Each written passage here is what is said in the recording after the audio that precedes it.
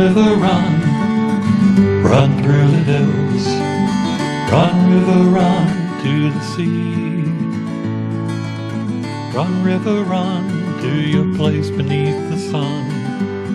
Run, river, run over me.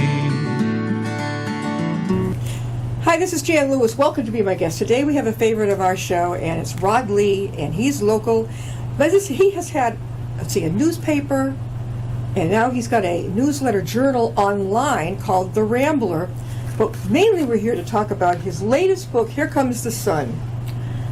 You had an illustrator. Welcome, Rod.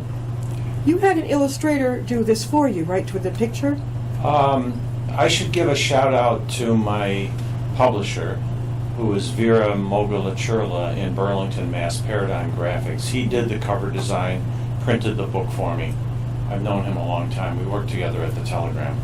Great guy. Yeah. Does excellent quality work at an affordable price. So he does digital marketing, email marketing, printing, you name it. He'd be happy to hear from anybody who's looking to publish a book or do printing. I love it. It's like it's Yeah. Binghamton, New York at night, right? At night. Right. And the back cover photo was done by a photographer in Binghamton, and I purchased that from him.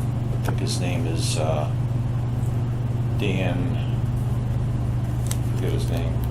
I think I've got it. It's credited in the front too. Mm-hmm. But yeah. Yep, Those Dan are- Simmons. Dan, exactly, Dan Mhm. Simons. Photographer Yeah, in- so those are two good, pictures of Binghamton over aerial view of Binghamton. And it kind of goes with the theme, Here Comes the Sun, too. Definitely. Yeah. And Rod has dedicated this to all the good people living and dead who pledged their allegiance to a small hometown newspaper in Binghamton, New York, once upon a time. This story is fascinating. It's about, you can relate, it's about a reporter. He starts out as a cub reporter. But then he's got a boss who's a real wing nut. He really, really gets this guy. You got to do better. You got to get in there. Finally, Mick, our hero, is demoted because he's not doing well enough. And then tell us what happens. So he's demoted to the business beat because they don't think he's capable enough to cover cops and fire and the courts. And as it turns out, the publisher, David Aronson, who's based on, all these people are based on real characters, of course, who I worked with, who was David Bernstein, who started the Sun Bulletin, which is the Sun. Anyway, he was giving a talk at a luncheon meeting at the preeminent downtown department store, Fowler's. Mm-hmm. So Mick was assigned to cover the luncheon. And at the same time, he was taking a look at the state office building and thinking that this could be, as a business story, if he looked hard at it, he could expose flaws, defects in the building that would give him a good byline, a good story, and prominence, and elevate his stature in the community. So he goes to the luncheon, and there he meets an assistant to the mayor. They're sitting side by side at the same table. He listens to David Aronson's talk, and the assistant to the mayor's name is Cyrus Stone. So one thing leads to another.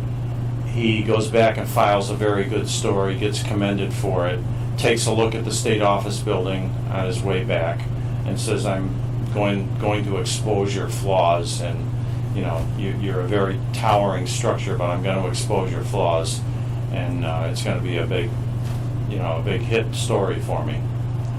Then, as it turns out, Cyrus Stone invites him to go to Albany with him too, for a meeting with the governor, because there's been this catastrophic environmental fire shortly thereafter at the state office building, this is all true, February 5th, 1981. Yeah. And so they go to Albany, and Mick is riding along with the thought that he might be able to get some kind of an exclusive angle on this thing from the governor, while Cyrus is going to ask the governor for a commitment for money to clean up the contamination. So, and then I stumbled across, in my research, Jan, I stumbled across the fact that the state office building the Capitol in Albany, is supposedly haunted. Oh, that's right up my alley. I love that. You love that? Paranormal? Oh, yeah. Okay. So it kind of made an interesting twist at the end that I wasn't expecting to wrap it up that way. Yep. But as it turns out, there were 3 incidents in the Capitol over the course of a long period of time that led to the speculation that it was haunted. One involved a night watchman who died in a fire in like the 1920s or something like that, and him throwing all these important papers out the window to try to save it. He was a beloved character. And he's like, I project as Casper, the friendly ghost type of person, who comes to Mick's aid by kind of influencing the governor, unbeknownst to the governor, to give Mick this exclusive revelation Yeah. that he's going to make an announcement that he's downplaying the significance of this disaster, and that he would literally drink a glass of PCBs. And this actually happened, of course. Hugh Carey, the governor, actually made that statement. And his big story was actually, it fell in his lap. Wasn't it about the huge fire? Right, Yeah. right. That was real. That happened in Binghamton. It happened in Binghamton, and the place was closed for like something like 19 years before it reopened. There was an explosion in fire, right? There was a explosion of in the ventilation system. This guy, Mick, our hero, I get a big kick out of this. He was constantly, I don't know, he always lost the best jobs to this other guy, and he was really like, yeah. So his arch rival, the star reporter for the other newspaper in the town, the Sentinel, Yeah. was Russell O. Webster. And he was always beating Mick to the punch, Yeah. and considered a much better news person than Mick was, as the Sentinel was considered a better newspaper than the Sun. Yeah. So it was kind of like, I thought of it as a David and Goliath story, and I'd been wanting to write something about the early years of my career for a while, Yeah. and the people that I worked with, all of whom are still so memorable to me. I remember them as if it was yesterday. Are they the real? I remember- Are they the people you list your supporters here? Right, The bartender, and you Yeah. have a girl, right, gifted photographer. All these people, you still know them. right. And this guy Mick had all this support except from his boss. Right. Did his boss keep his job? I mean, did he get fired eventually? The boss. Well, just so you know, Mick, a lot of people reading Here Comes the Sun would say, this is Rod Lee, this is him, as the reporter. Well, it's not completely. It's a composite of different people. Right. And the same with the city editor, is loosely based on some other people. Okay, so it's not, but other people that I identify are the actual people. Yeah. Like the photographer Renee March was Renee Myray. Yeah. The managing editor was based on an actual character, George Clements. The publisher was based on David Bernstein, David Aronson. And the obit writer, who gives Mick such good advice, Jeremiah Lamb, was based on an actual character, Al Lamb. All these people, the sports editor, Foster Ham, was based on someone I knew very well, Ed Placestead, who's now deceased. And on down through the ranks, Yeah. So it was a small, hard luck newspaper in an old building going up against a giant afternoon daily newspaper and getting clobbered right and left. And Mick was getting clobbered right and left by this Russell Webster. Yeah.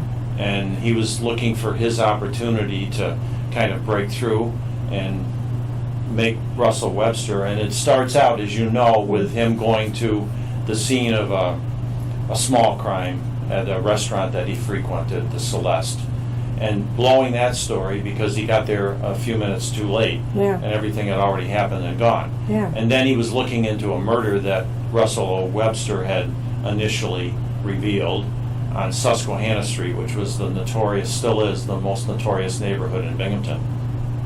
And also didn't get that story, the follow-up to the murder that he wanted to get. So this all leads to him being demoted to business Yep. and trying to win himself back into a reporter's job Yeah. and become a big-name journalist. Yep. and as I say in the book, have his own syndicated talk show, his own syndicated newspaper column. And so it was something that didn't materialize exactly the way I had initially conceived it, Yeah. but just a book that I had some fun with. And, I think it could always be better. I can think of countless ways that it could have been better. The book, I always feel that way. Really? Yeah.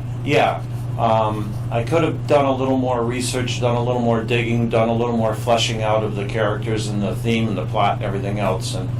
But you spend a couple of years writing a book and you just want to be done with it. You're just so Yeah. anxious to finish. His city editor, the guy that his boss was giving him grief, was Darnell Digger Duncan. Digger Did Duncan. you nickname this guy? Yeah, Was it yeah, Digger? yeah. Oh, you, Ba- you I nicknamed him based on where he came from, Oklahoma, oil wells, that type okay. of thing. I thought So maybe he Dig- was a cemetery plot taker. Okay, we got that correct. No. He needs to up his game, and he's being encouraged to up the game, covering police stories, fire, and the courts. Right. But he wasn't doing it. And if you want to read a story of, oh my God, this was basically fell in his lap, the good stuff he finally got.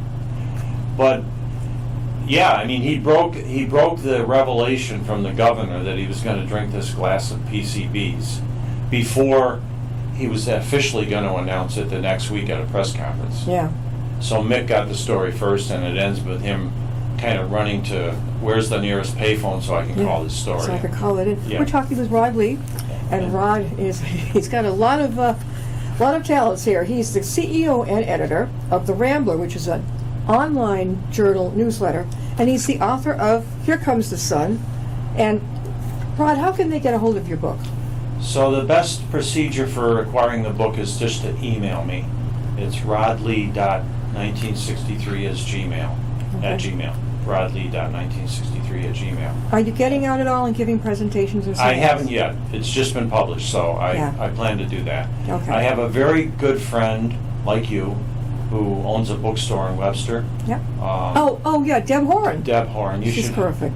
You've had her on, right? Years ago she was on, She's and I hard to- send all my authors out to her. Right, yeah, Because I she's- help them get out there. She's reading the book right now, Good. and she's alluded to possibly me making an appearance, maybe do a reading or something like Oh, that. definitely. There's so many places, Yeah, Rod. yeah. I mean, it There are. depends. Sometimes an author wants to stick to New England, and that's Right. fine. I send them Right. to places. Right. Others might want to step over into New York. This, in New York, at bookstores, cafes, boy, that would be fantastic. I would anticipate hopefully going back as I did with Shoetown. I made several appearances back home Yeah. with my first book that was really successful with Shoetown. And I'm hoping that I'll be able to go back to Binghamton, to Barnes & Noble or one of the libraries or something, and maybe talk up Here Comes the Sun a little bit. Yeah, I've found this so true with the authors that if you write a book based on a lot of the facts in the town that you have done, go back there. Like Cape Cod, an author who's written about something on Cape, go back there because you're Right. going to make a hit. And this type of book right here that you've written, Rod, it appeals to different age groups. It doesn't have to be older people. It could be anybody. Right. And it's a newspaper book, which is what my career has really been all about, and it's something that I did want to write. And as you know, I've done some other works before this, but I wanted to get around to doing something with the people that I worked with at the Sun Bulletin on Henry Street. Yeah. A very old, decrepit building with ancient presses. And as I point out in the book, Yeah. David Aronson came to Binghamton from Middletown, and they had introduced a revolutionary printing process there Yeah. for the Middletown Daily Record of something like that. And then he came to Binghamton, but he didn't duplicate that. He was using shop-worn presses and in an old building, and it was something that Mick wondered about. And then at the luncheon meeting that Mick attends, David announces that the Sun, which is a 6-day daily morning paper, is going to start a Sunday edition, and that's his big story from that luncheon meeting. That he's going to go back and tell Digger, "Hey, I got an exclusive. Yeah. We're going to go Sundays." Oh, yeah. And Yep. that's big news. That is. To go head to head with the Sentinel on Sundays. Now, When did you start writing this? How long does it take to have this? A couple years.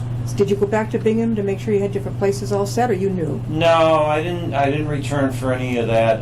It was all vivid in my mind. You knew. I knew. I knew all the people, and the sense of what was going on at the time between the two newspapers. It was a medium-sized upstate New York City with two newspapers, a large afternoon daily and a small morning tabloid. Right. And we were continually being out-hustled and outshone by the other paper. Yeah. So we felt that, and we had a camaraderie and a pride in our own product, but we knew we were inferior to the other one. And You grew up, now his other book, which I haven't read yet, back in 2004, was Shoetown. And it's actually a memoir of your growing up in Endicott, New York. Right. When did you think were you writing as a kid, the school newspapers or college? All of it. All of those. Mhm. So you got on it at an early age, from the time you were maybe a freshman in high school going forward? Yeah, well, I kind of stumbled into it, though, as far as newspaper work. Yeah. But it's something that was always something I wanted to do. I always wanted to write. I've just been reading a biography of Harper Lee. Oh, yeah. To Kill a Mockingbird. Yeah. Yeah. And she was kind of a similar mindset from a very young age. She wanted to write. Yeah. And that's, even though she only wrote, well, it turned out to be 2 novels, but only one that people really remember. Yeah. The movie was priceless. Right. Great loved movie. that. Great movie. When you left high school, did you go to college to study journalism? I went to study liberal arts at Fredonia, and I didn't stay. I didn't graduate. Where did you go? Fredonia State. Fredonia. Fredonia. Where's that? Fredonia. It's upstate. Upstate New York? Yeah, upstate New York. Way up. Way. Yeah. I never even heard of it. Up near the Ohio border. Yeah, And it's it a was- small state school. You're like me. Did you get kind of bored and frustrated after a couple of years? It just I wasn't going Yeah, anywhere. I just wasn't ready for college, like Yeah. happens with so many young people. Yeah. I was anxious to do some other things. Yeah, I think nowadays, I think the kids have a much better, and that's good, a much better shot at being more creative. I've told it many times that I majored in art, but I had an art teacher who was absolutely awful. I mean, you don't tell a budding artist, is there something wrong with your eyes? I dropped her like a hot potato. I said, nope, she better retire because I'm not going to put up with it. Yeah. Did you run into that type of thing? Oh, yeah. Yeah. But I also, I had a couple of teachers who truly inspired me and kind of nurtured me along to become a writer, Yeah. to read and write more. Yeah. And I'm so indebted to those people. Your first job was it there at that newspaper in Binghamton? Yes, that was my first newspaper job. I was actually working at a golf club at the time. You were with that golf club? I was working at a golf club, and I saw an ad in the paper Yeah. for, first-time reporter. I applied, I got the job. But that was the thing about the Sun Bulletin was they were hiring anybody they could pull off the street. Really? You didn't have to have outstanding credentials. But they found out pretty quickly that you're good at writing. Well, it was a good start, a good platform for me to spring from. Yeah. to work for that paper. And my career has been long. I've worked for a number of different publications. I worked in Boston and Brookline for a while. Worked at the Telegram in Worcester. How about was it the Northbridge Times? Right, He was the editor-CEO of that. right. That was my own little thing. Yeah, that was a So- good newspaper. I wish People miss it. yes. I mean, I don't live in Whitensville anymore, but I'm right Right. next door to it. Right. And it's like, you think back to it. I think I see your name. In fact, I know I do. Once in a while, are you always monthly in the Blackstone Valley Express? You're in that too. Right, I write for that. You're writing that. Yeah. What? Yeah, is it an open comment or what is it, Colin? It's 2 articles every other week. Mm-hmm. So I do 4 articles a month for them. And that's in the different zones. It's, South County twice a month, at Blackstone Valley twice a month. Yeah, I wish it So- came out more than once a month. Yeah, I mean, people seem to enjoy it. Yeah, I mean, if I'm lucky and I'm at Shaw's in Whitensville, I come out. Yeah. I'm looking like, is it out there yet? Right. Have they put it out it's there? not always out there. We're talking again with Rod Lee, and he's the CEO and editor of The Rambler, the online journal. And we're talking about his book, his latest one, Here Comes the Sun. Where, again, can they get your book, Rod? The best procedure would be for them to email me, rodlee.1963@gmail.com. like I said, I hope to have it distributed through some bookstores, and certainly back home in Binghamton, I'm hoping to have it available back there. And there'll be a copy downstairs. Yes. In the Upton Town Library, and Yeah. you come on over here and Yeah. you can borrow. It's a great way to get the word out too. It really is. What does your family think about your latest book? They're excited. Yeah. They usually are. So my granddaughter, Jordan, I have 7 grandchildren. Oh my God. She works for Masterman in Auburn. Yeah. And for Christmas last year, she gave me a nice montage of all my book covers. Oh wow. There's been a number that I've written, as you know. Yep. And she left a space at the bottom so that'll be there where this That'll one be goes. yeah, but this isn't your last book. No. But I mean, that just gave me so much satisfaction that they would think enough of me, a granddaughter, to Exactly. put a nice framed montage of my 6 book Was it covers. pretty? What was the size of the montage? It was like fairly large. Like a collage, right? collage, yeah, like 11 by 17 or something like that. Nice Yeah. frame. It's Yeah. up in my office. That's a great thing for her to do. Yeah, that was a nice thing for her to do. Now- It's one of the best things anybody ever did for me, actually. What have you got on the stove now that's coming? What are you cooking up? So I actually started a new book about a man who's aging and dealing with all the problems that come with that. Mm-hmm. I'm calling it Gil Christopher, which is his name. Gil Christopher. Gil Christopher. It's just a name I fetched out of nowhere. Yeah.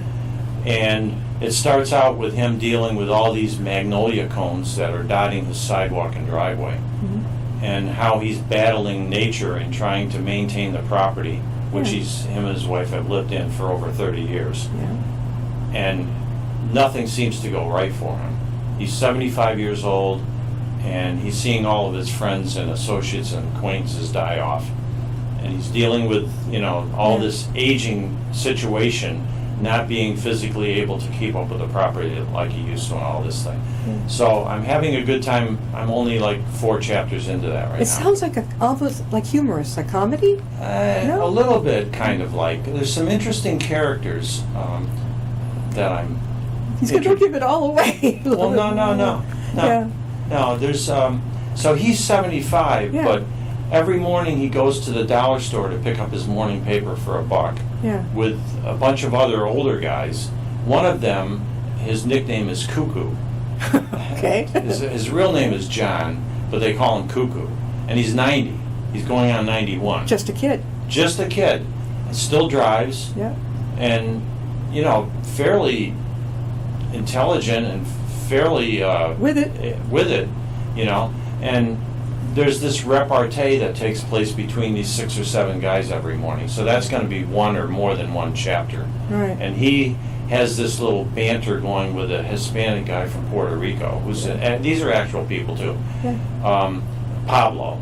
I call him Pablo Sanchez, I think it is. Yeah. I don't even know his last name. I know John's last name, but I Yeah. don't know his. But anyway, I've picked up bits and bits about these people, the back and forth that goes on between them every morning. It's hilarious. Some Yeah. of it is very hilarious. Because that's a different kind of book Yeah. than the ones you've read. Yeah. It's kind of like on a It's lighter note. the ones A you've read. lighter to some extent, but it's a book about aging. It's gonna be 75 is not considered old anymore. No, but it's going to be a book about growing older and feeling frustrated Yeah. by your inability to do things you used to be able to do 20 years ago. Are those cones? Now, what is it on his lawn? So he's dealing with these different trees on his property, the oak tree, the burning bush, Yeah. the weeping cherry, and this magnolia in front, which has grown to a gargantuan size, and it drops all these cones, Yeah. little tiny cones, green, and then they turn black. Yeah. And the first chapter is about him taking one of these cones, and he can't get rid of them. They're everywhere. Yeah. He keeps sweeping them off the driveway with a broom. But he takes one of these cones up to his desk, and he's studying it, and he keeps it for a couple of weeks, and all of a sudden it turns black. And he says, "Isn't this, evidence of the Aging? That's what- trajectory of my life?" Oh, okay. Now I So got that's it. how it starts. When is this going to come out? I have no idea. Oh, come I on. have no idea. Oh, and it's going to be called Gil. Christopher. Gil. Just his name. Just his name. Just his name. Have you thought of the cover yet? No. This is going to be really good. Do you Well- think it might be out by Christmas? No. No. No. These things take time, Jan. I don't know. Have you ever met Glenn Ickler? He's our resident whodunit. The gentleman is in his 80s. He pumps out a book, every year. Boom, I kn- boom, boom. I know, and people do. Stephen King is obviously the classic example. Yeah, but you've got that newsletter to run, too. I have other things going on with home and family and all that, you know. Yeah, So, yeah. So the newsletter, it's a journal, it's online. I don't want to forget about that. How could they, if they were interested in reading it it's every month, it's called The Rambler, how would they go about getting that? So I have a website now, rod-lee.com, Yeah, and all the information about my career and how to purchase, how to subscribe to The Rambler is on there. that's on there. Yeah. Are you scheduled to appear, well, probably pretty soon, up at Deb Horan's, the Book Lovers Gourmet? I'm hoping for that, but she's just now getting back into hosting events again. Okay, yeah, So she had an she's- art show too. I think. Yeah. She's terrific. I mean, if you're a young artist and you want to, at any age, and if you want to get out there, that book that you're coming up with, Gil Christopher, that's going to be a big hit at the senior centers. Let me clue you in, because many I of hope my so. authors, I've sent them with books that are not necessarily centered around the age. Yeah. And they say, well, why are you sending me to a senior center? It's because seniors have grandchildren. You got to think like that. They're not always buying for themselves. Right. They're thinking about their family. They might have a teenage granddaughter or a young boy grandson. Oh, that book coming up, I could see that making a big hit. Oh, I definitely. hope so, and I appreciate all your encouragement and everything you always do for me by touting my work. People want you to come and speak about Here Comes the Sun. How far are you willing to travel? Certainly within the region, Okay. and like I said, I hope to go back home at some point, and make one or more appearances as I did with Shoetown. Do you have your connections in Binghamton to Endicott? Well, not really anymore, but I am going to be sending the book out to the newspapers and to the libraries, and Yeah. there's a visitor center back there now. That would make a big hit. Yeah. And like I said, you go back to the town that you're writing about. This is historical fiction, right? It is historical. I was reading more about on the back Yeah. of it. Why isn't your picture on the back cover like I think it Well, used to be? it's I know, but you got to go looking for it.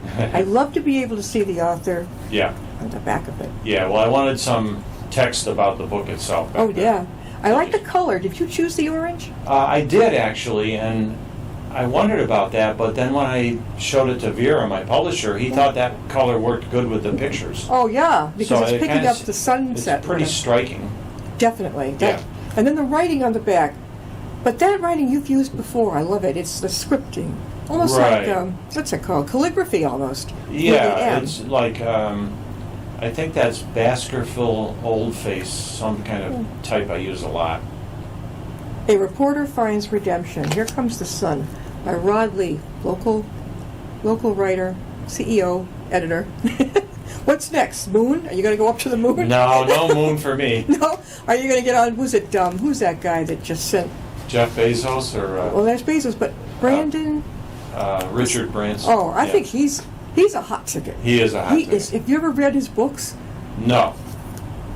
He loves his employees. He cares about them. He has like things that they can actually go play and relax and have a good time. That's a good leader. I would think so. Definitely. Yeah. I've been in so many groups where the leaders don't get information and know enough about everybody at that business conference table. He's also a risk taker. Yeah, now I'm Very not much like so. necessarily a risk taker Right. that much, but he has an imagination. Right. He's been on Shark Tank. Okay. Yeah, I they had haven't him seen on. him on Shark Tank, Very open, always Yeah. upbeat. but my wife and I love that show. Are you going to be on Northbridge Cable? I am. Good. When are you going to be on there? September. All right. Very Yeah. good. Because you Yeah. want to be in your own hometown, too. Right. Awesome.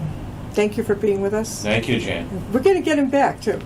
And I we want go. to, and I want to Here read comes the Shoebox, sun. his first book. I haven't read that. And then Gil Christopher is coming. Gil And it's going to be, Christopher. sounds like it's going to be a lark. It's going to be fun. I hope so. I'm plugging away. That is something that I could just see this older man, not older man, what am I saying, 75 years young, sitting there at his computer looking at this thing. Does he have a computer? Yes. And is he looking up a lot of information about this thing? I'll bet. Some, yeah. I'll bet. Yeah. Oh, he's going to make a big hit. Thanks for being with us, Thank and you. we will see you next time and be my guest. Thank you. Then it seems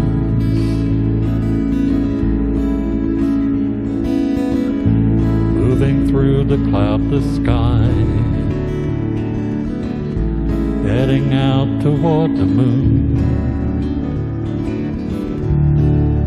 I am dancing to the lunar tune.